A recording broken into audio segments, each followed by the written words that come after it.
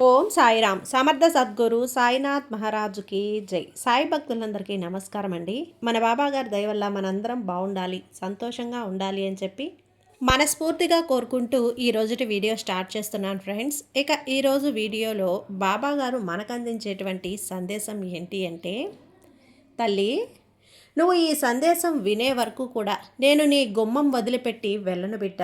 నీ కోసం వేచి ఉన్నాను.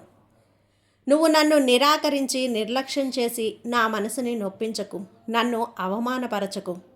నీకు ఏమాత్రం కూడా ఈ సాయి మీద నమ్మకం ఉన్నా, ఈ సాయి మీద భక్తి ఉన్నా ఈరోజు నా మనసు బాధ పెట్టకు, నా మనసు గాయపరచుకు. ఎందుకంటే ఇది నీ కోసం మాత్రమే. ఈరోజు నీ కోసం తెచ్చిన ఈ సందేశం నువ్వు నా సందేశాన్ని చూసే వరకు కూడా నీ ద్వారం దగ్గర నుంచి వెనక్కి తిరగను.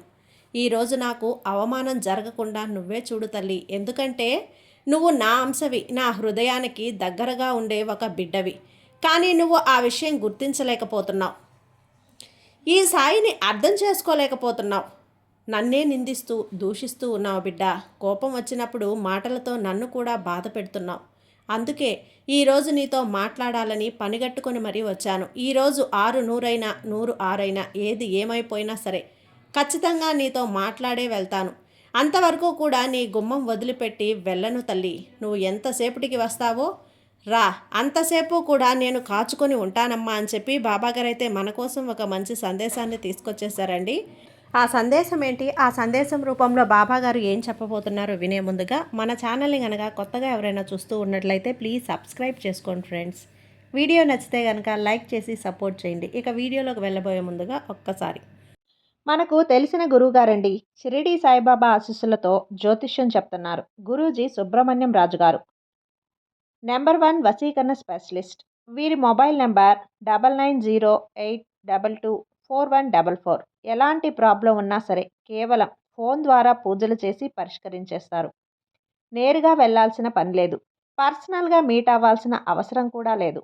ఉన్న చోటనే కదలకుండా మూడో కంటికి తెలియకుండా మీ మొండి సమస్యలను సైతం మీరు పరిష్కరించుకోవచ్చు.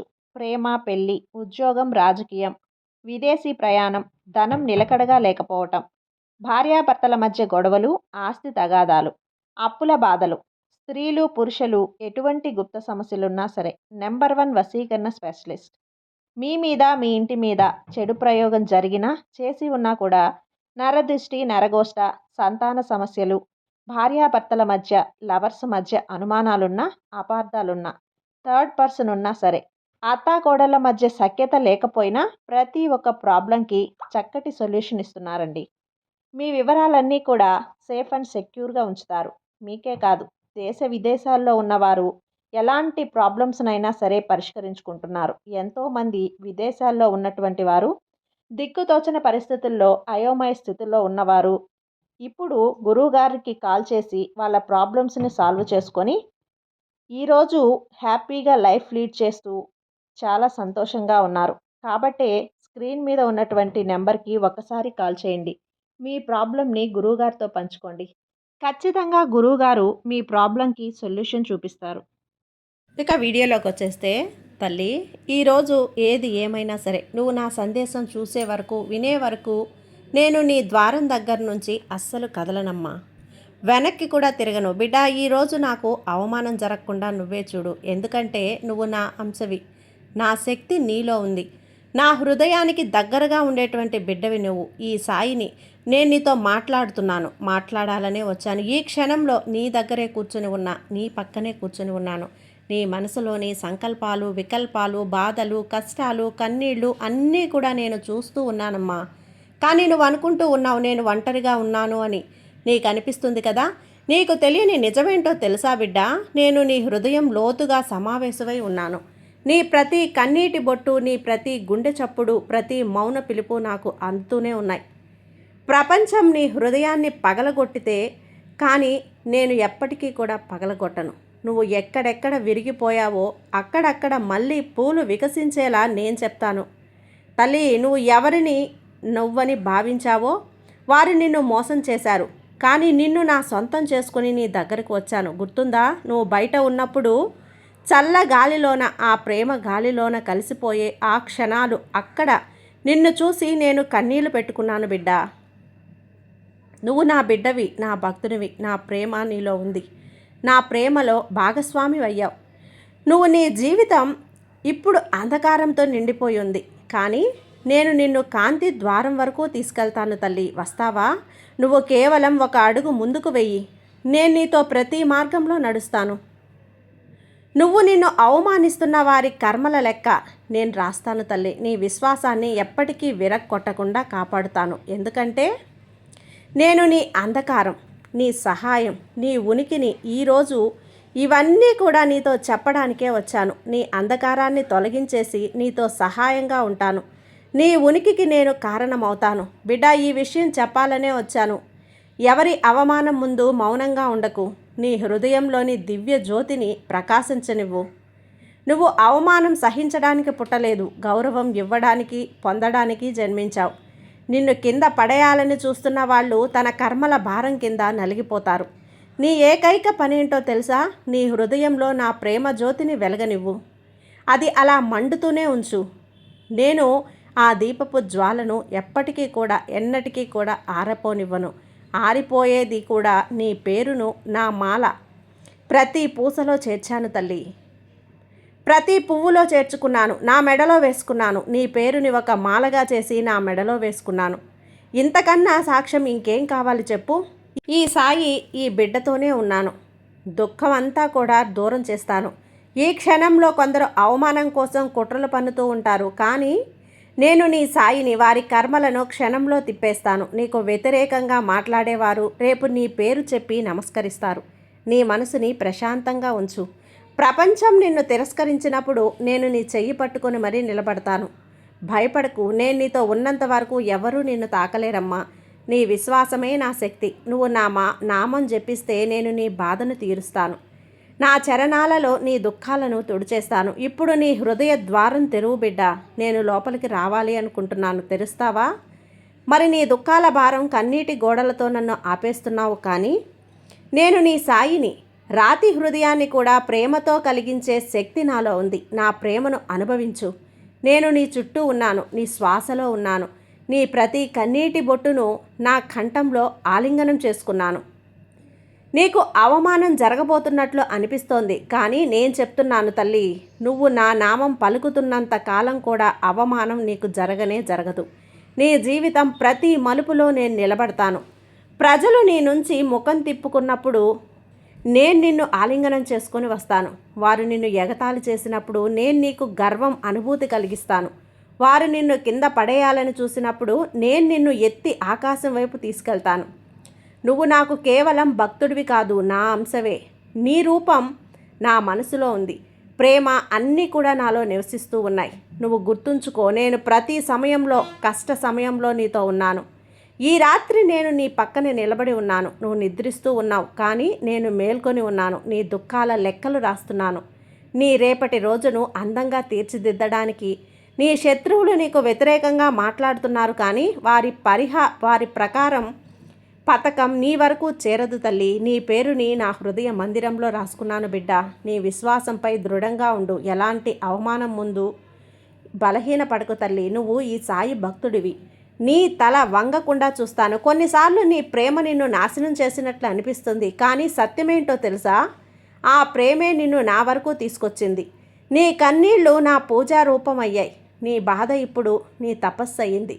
నువ్వు నాలో నివసిస్తూ ఉన్నావు, నేను నీలో నివసిస్తున్నాను. మన ఇద్దరం వేరువేరు కాదు బిడ్డ. నీ ప్రతి కన్నీటిని నా చరణాల దగ్గర పువ్వులుగా రాలిపోతూ ఉన్నాయి.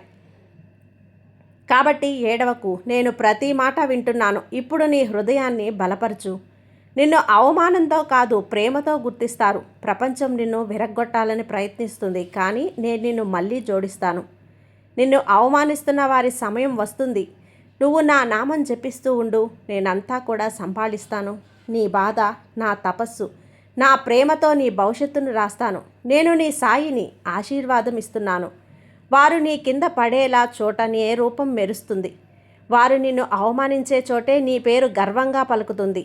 నువ్వు నా ప్రేమ ప్రతీకవి తల్లి. నేను నీ రక్షక కవచం. నన్ను గుర్తుపెట్టుకో. నువ్వు నా నామం పలికినప్పుడల్లా నేను నీ దగ్గరకు వస్తాను.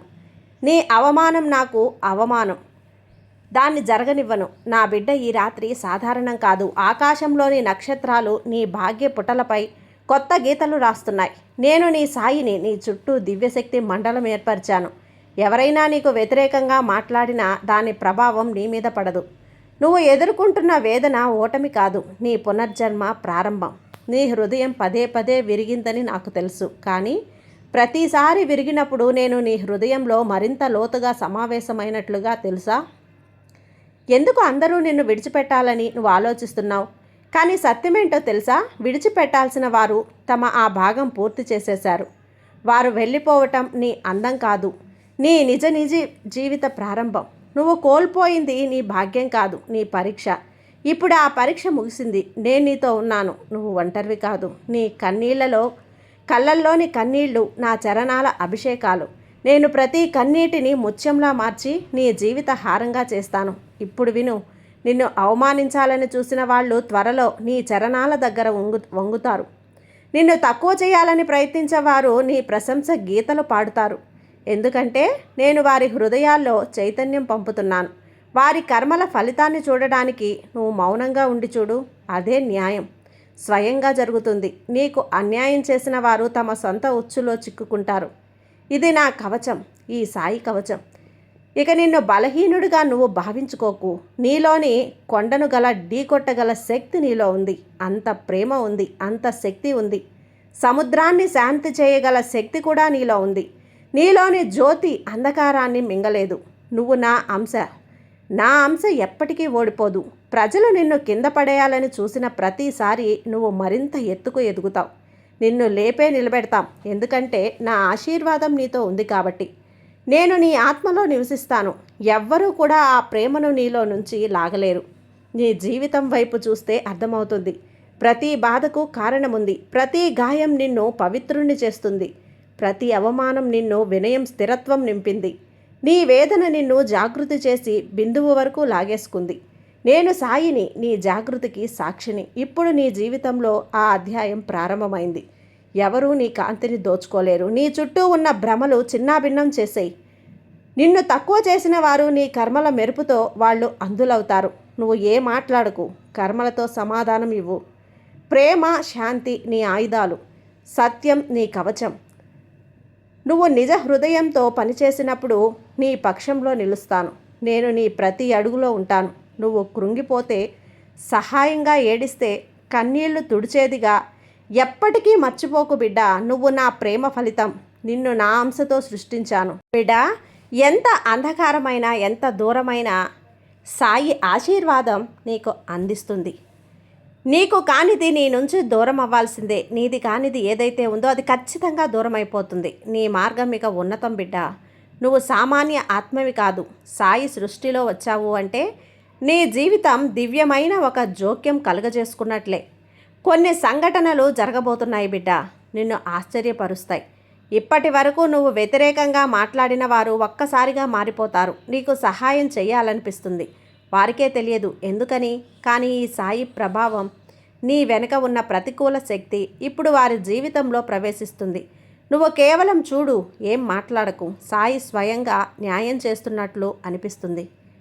ఏది చమత్కారమా, ఏది మాయా అని. అవును బిడ్డ, నిజంగా చమత్కారం. సాయి చమత్కారం. సాయి ఒక జీవితాన్ని తాకినప్పుడు అసాధ్యం సాధ్యమవుతుంది.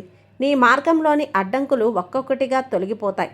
ఇప్పటి వరకు దక్కని అవకాశాలు స్వయంగా నీ వద్దకు వస్తాయి. నీ భాగ్య పుటలు ఇప్పుడు సాయి స్వయంగా రాస్తున్నాడు. కానీ గుర్తుంచుకో, ఈ శక్తిని సత్యం, ప్రేమ కోసం మాత్రమే ఉపయోగించు. క్రోధం లేదా ప్రతీకారం కోసం కాదు. ప్రేమ అనేదాన్ని ప్రతీకాల జ్వాల ఆ ప్రతికూలత బూడిద చేస్తుంది. నువ్వు ప్రేమ పుత్రుడివి, సాయి పుత్రుడివి, సాయి అంశవి. మార్గం కాంతి మార్గం. మార్గమే ఇక చూడు. నీ చుట్టూ విషయాలు నెమ్మదిగా మారుతాయి. నువ్వు ఆశ వదులుకున్న వారు ఇప్పుడు సంప్రదింపు ప్రయత్నం చేస్తారు. నిన్ను తక్కువ చేసిన వాళ్ళు నీ గుణాలను చర్చిస్తారు. ఇది సంయోగం కాదు, సాయి న్యాయం. నువ్వు ఏడ్చిన ప్రతి రాత్రి, నీ ఛాతి నుండి వచ్చిన ప్రతి ఆహ్వానం, ఇప్పుడు నీ బాధ, ఇప్పుడు నీ పగ నిన్ను విరగ్గొట్టడానికి వచ్చింది, నీ రూపాంతరానికి కారణమైంది. ఇది ప్రేమ గాయం ఇచ్చింది కాదు, అంతిమ ఆశీర్వాదం ఇచ్చింది. నువ్వు నీ జీవితంలో కొత్తగా పెడుతున్నావు బిడ్డ. గతాన్ని వెనక్కి వదిలేయి, దానిపై ఏడవకు. నువ్వు విడిచిపెట్టిన వాడు మళ్ళీ కూడా సాయి నీ దగ్గరికి రానివ్వడు. వాళ్ళతో మార్పు వస్తే నీ ఎత్తి కాదు, నీ భాగ్యం ఇప్పుడు సాయి చేతుల్లో ఉంది. సాయి ఎప్పటికీ అన్యాయం చేయడు. కొందరు నీ జీవితంలో మౌనంగా వెళ్తారు, తిరిగి మళ్ళీ వస్తారు. గుర్తించే శక్తి పొందావు. వాళ్ళు మంచివాళ్ళ చెడ్డవాళ్ళ, మంచా చెడా అని గుర్తించే శక్తి నీకు వచ్చింది. ఎవరు ఎలాంటి వాళ్ళు ఇప్పుడు సులభంగా అంచనా వేయగలవు. నాకు తెలుసు నీలో ఉన్న శక్తి. ఈ సాయి భక్తుడు తేజస్సు ఎలా ఉంటుందో, సాయి భక్తుడు అంటే ఎలా ఉంటాడో ఈరోజు ఈ విషయం చెప్పాలనే నువ్వు వినేదాకా నీ గుమ్మం ముందు వదలను అన్నాను. బిడ్డ, ఇప్పుడు నీ మనసు మారింది అనిపిస్తే, నీ ఆలోచనలు మారాయి అనిపిస్తే, గుండెలో ఉన్న భారమంతా ఒక్కసారి మంచులా కరిగిపోయింది అనిపిస్తే ఇప్పుడు చెప్పు. బాబా, మనసు చాలా ప్రశాంతంగా ఉంది, నువ్వు నా కోసం ఉన్నావు అని ఇక్కడ ఒక్క మాట చెప్పు బిడ్డ. నేను ఇంకా ఆనందంతో పరవశించిపోతాను. ఈ సాయి అనుగ్రహం ఎప్పుడూ నీపై ఉంటుందమ్మా. బాబా మీద నమ్మకంతో ఉండు తల్లి, నీకంతా మంచే జరుగుతుంది. నీ సాయి నీకు తోడున్నంత వరకు నీకు భయం ఎందుకు చెప్పు. సర్వే జన సుఖినో భవంతు. జై సాయిరాం.